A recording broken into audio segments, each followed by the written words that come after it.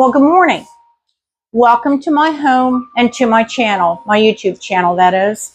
My name is Melody, and thank you for visiting my home today.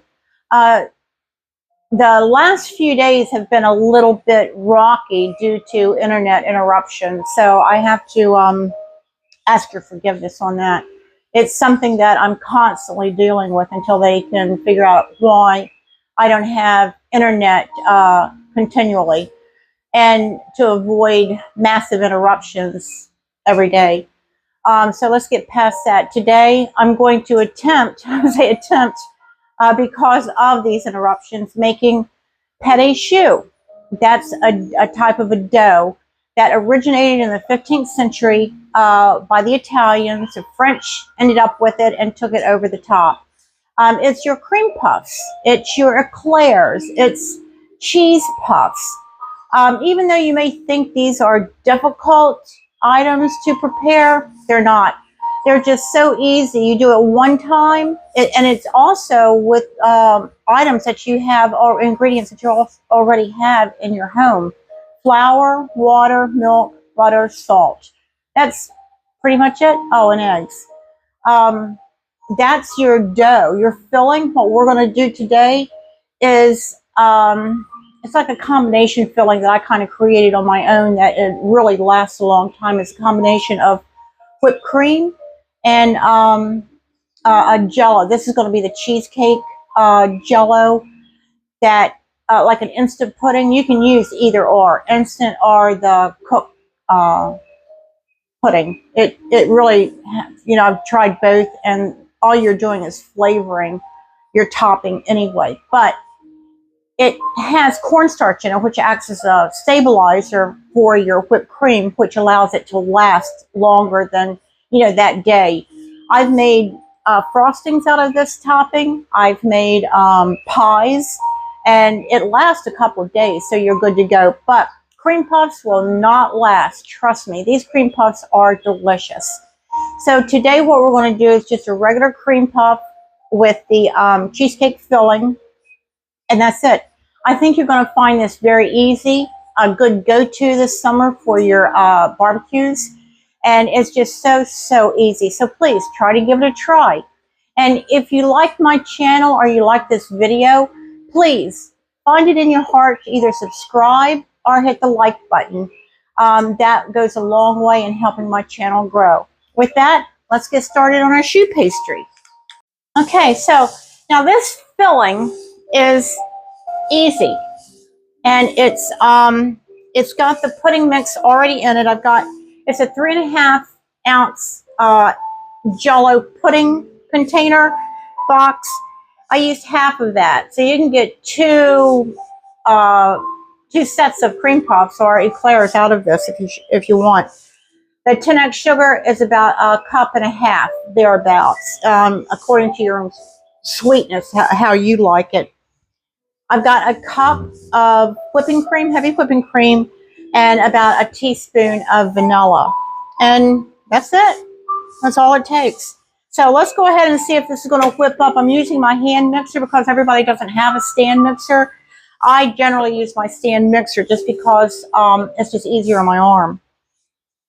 So what we're going to do, get our whipped cream in there. Let's get that started.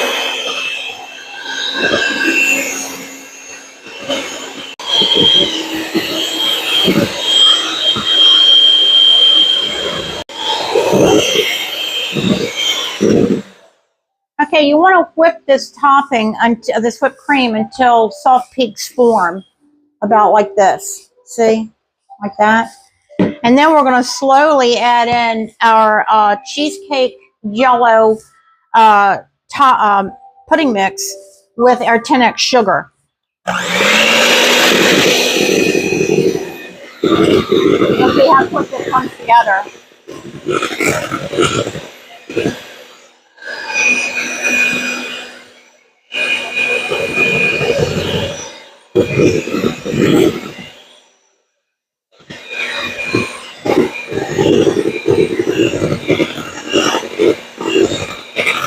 And you want stiff peaks to form because you're going to be either piping this or spooning it on your cream puffs.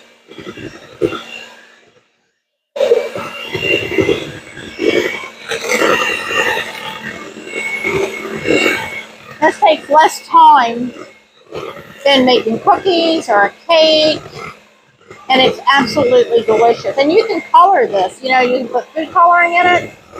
You can put fruit in it.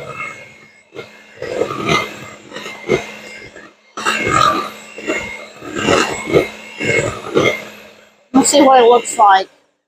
Looks good. Nope. Tastes like cheesecake. Okay. You see that? I'm going to give it one more good round now.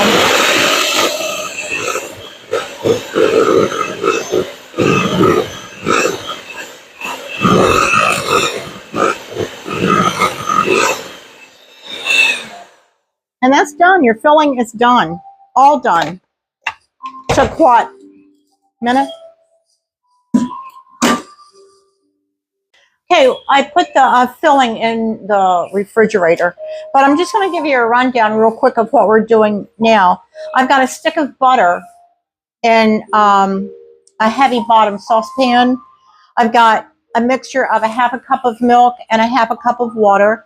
I've got a cup of all-purpose flour, and in there is sugar. I still have to put my salt in there. The piping bag, I just have it secured in this container so that I can put the filling in there easily.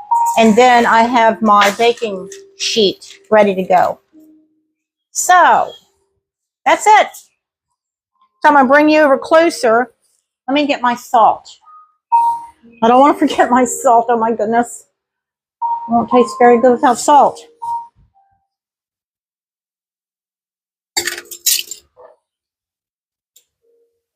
Okay, so with our salt, we're just going to put quarter of a teaspoon in there. I'm going to put it right in there like that. Now, your eggs, you want to do 4 eggs. And a little tip. I didn't take they need to be room temperature. I did not take my eggs out early this morning. I took them out right before we started this process. So what I did is just put them in warm water. About 10 minutes, that gives you about room temperature. Because you don't want to do your eggs cold out of the refrigerator, because when you add it to your hot liquid, it has a tendency to seize. So what we're going to do with our eggs, I'm going to go ahead and break them in this. You don't have to do this. I like to do it since it takes less time and I don't fumble around to try to break my eggs in there individually and run the risk of putting a shell in. So we're just going to do it like this. Like so. And I'm not going to beat them up because I want to put one at a time in there.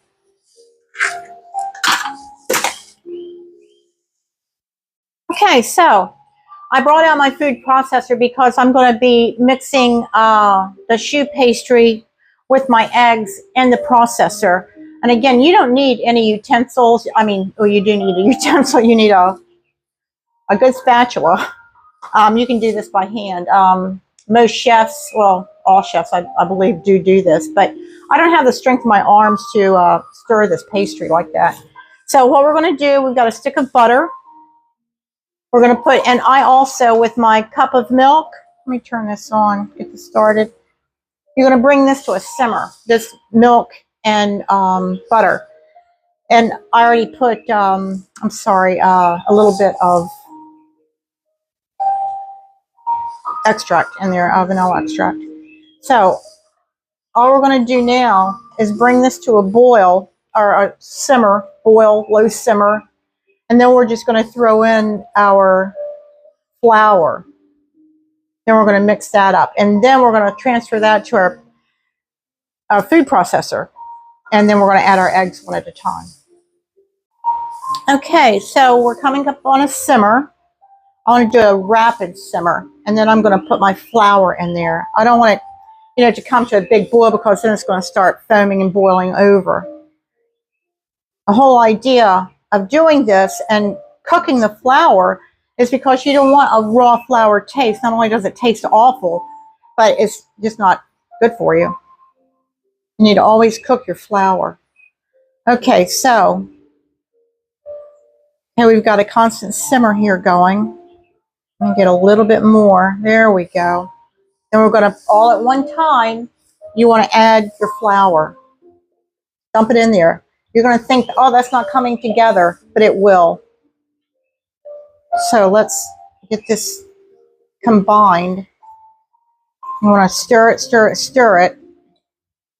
Doesn't take a massive amount of stirring. If I can do it with my arm the way it is, anybody can do it. But what you want to do is make sure this flour gets incorporated. And the signs of that is when it starts sticking to the bottom of the pot a little bit. You'll see that happening. So you want to get that into a bowl. Get it cooked.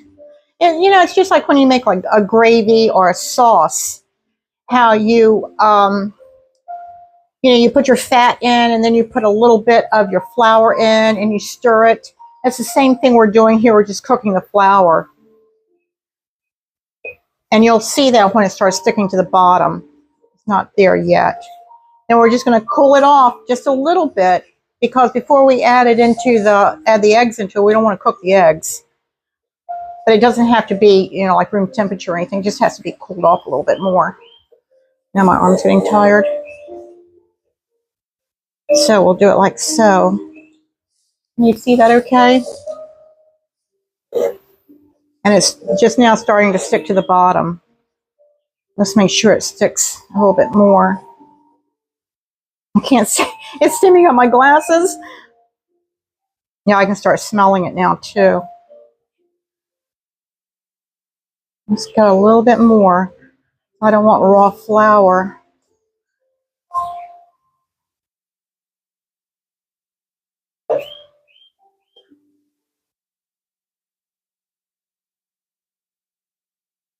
Once you do this one time, you'll find out exactly what you need to do. Okay, I don't know if you can see that or not, but if you see the bottom where it's sticking slightly, and you don't want to burn it, of course. You just want to see that little bit of stickiness at the bottom. Turn your heat off. And then what we're going to do, let me get rid of this eye.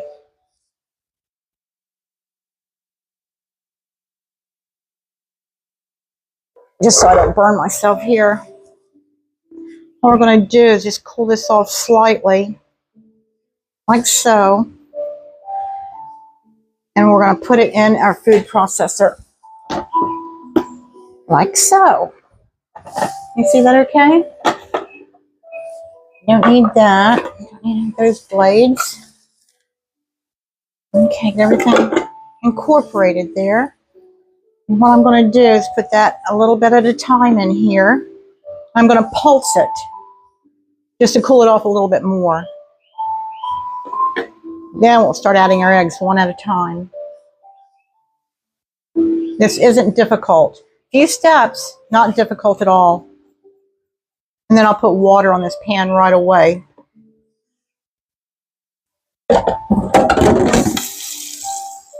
There we go. Okay, so what I'm going to do...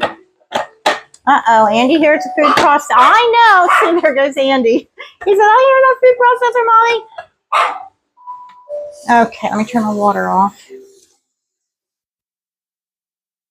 I know, Andy. See the steam coming out? We're just going to cool this off just a little bit.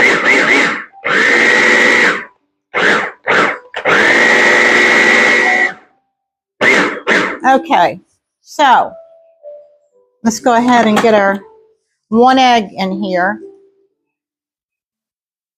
Okay, we got one egg. Let's get that mixed. Now, depending on a lot of factors, you should be able to get by with 4 eggs, but keep it in mind you may need 5, just depending on how the flour reacts to the weather. I mean, it comes down to being that simple.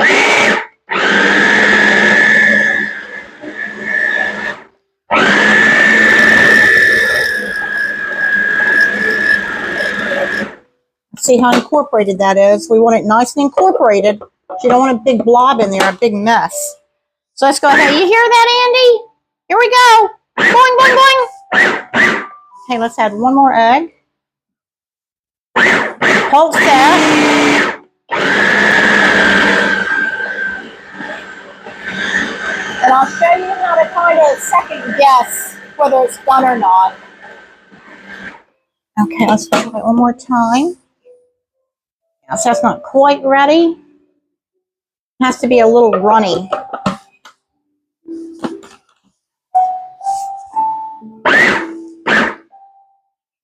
We may need another egg. I don't know. We'll see.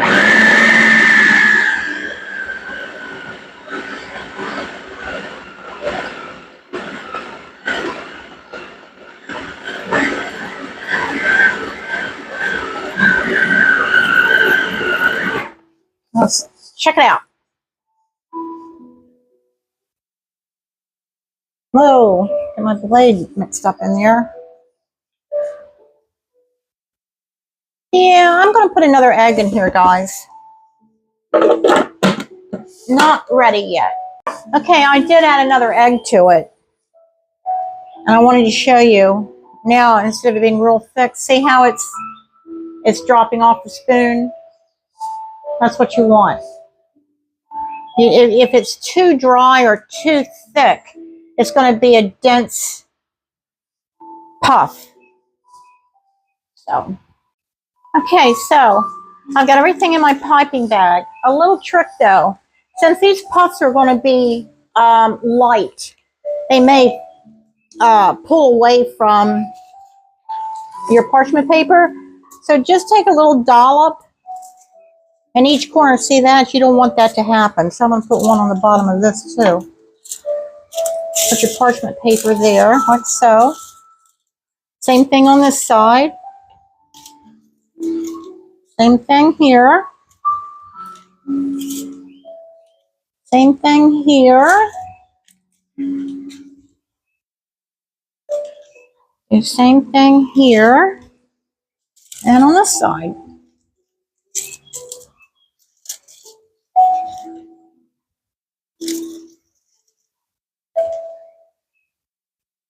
It's just a little trick of the trade. Keep your, while you're piping, that your parchment paper doesn't pop up. But you don't need that. Let me turn my water off.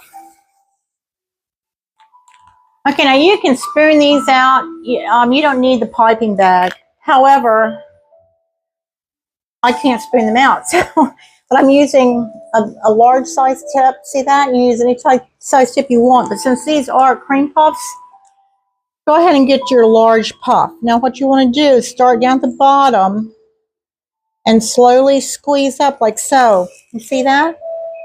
Give them some room because they are going to rise. Now these aren't big cream puffs.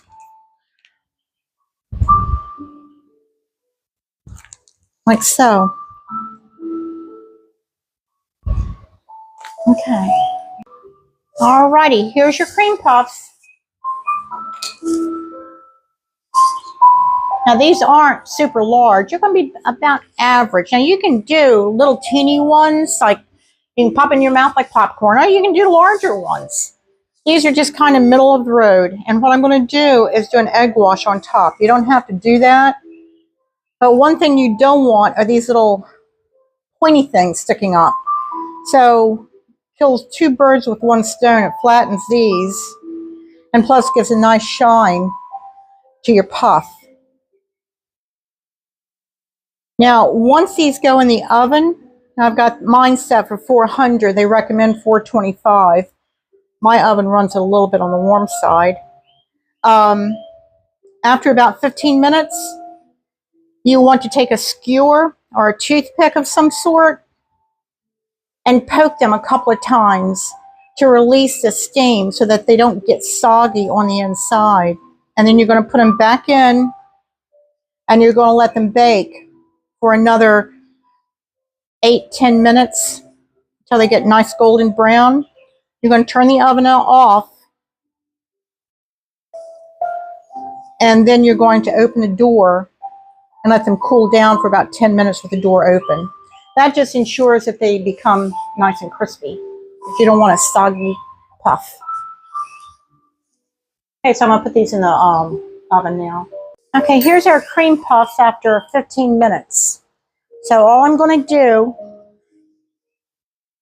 is on the side, poke them a little bit to let the steam out. Then I'm gonna pop them back in there for about 10 minutes. Whoops. See how light they are? Okay, so back in the oven for 10 minutes.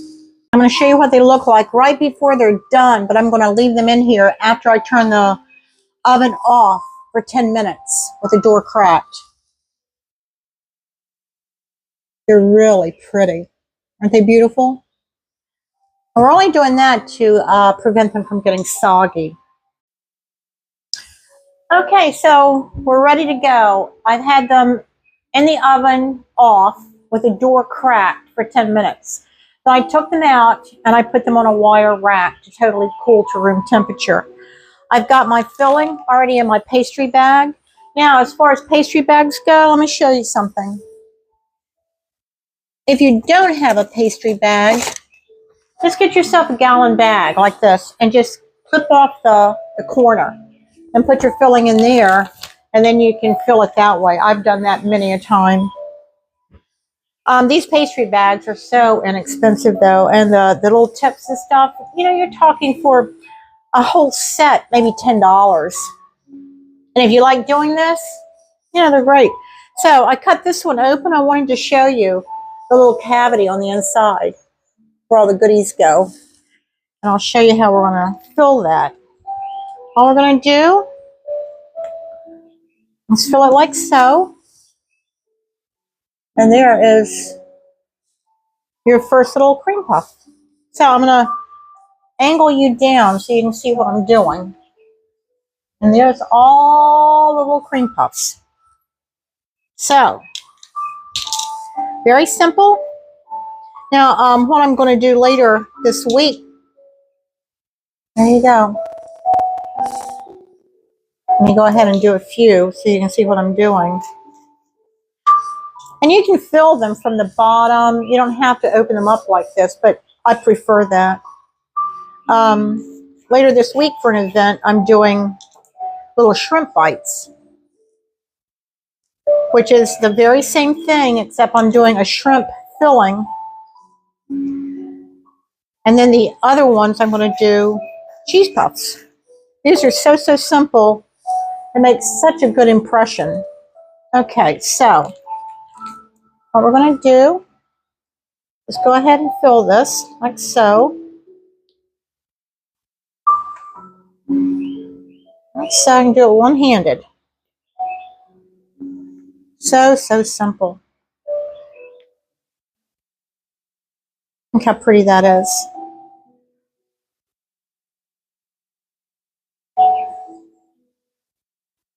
And they taste so good. Okay, so what I'm going to do with these, had to taste it, is I'm going to put some sugar on top, peanut sugar, and there's your little cream puffs. Let me get one that I overfilled. See that? So, I'll go ahead and finish filling these and bring you back. Okay, our cream puffs are finis. Aren't they gorgeous? Look at that. Now, you can put all kinds of toppings on these. You can do a chocolate, you can do a coffee, you can do strawberry, blueberry, anything you want to dunk them into or dip them into. This is just a very simple cream puff, just basic, very easy. Anybody can do this. So do yourself a favor, follow along on my simple little tutorial, and you've got yourself cream puffs. Now these will stay in the refrigerator overnight fairly well. They won't last that long though. If they do, Just wrap them tightly, keep them in the refrigerator because that is a whipped topping. So I just want to thank you for stopping by my house today and visiting with me. And I would like to ask you to please subscribe to my channel and please like this video. It just helps my channel grow. And hopefully, if everything's good to go for tomorrow, I'll bring a recipe to you tomorrow as well. With that, I want to wish you good days. Take care of yourself. Be kind to one another. And take care of your neighbors because you never know what goes on behind closed doors and who may need you and someday who you may need. With that, bye-bye now.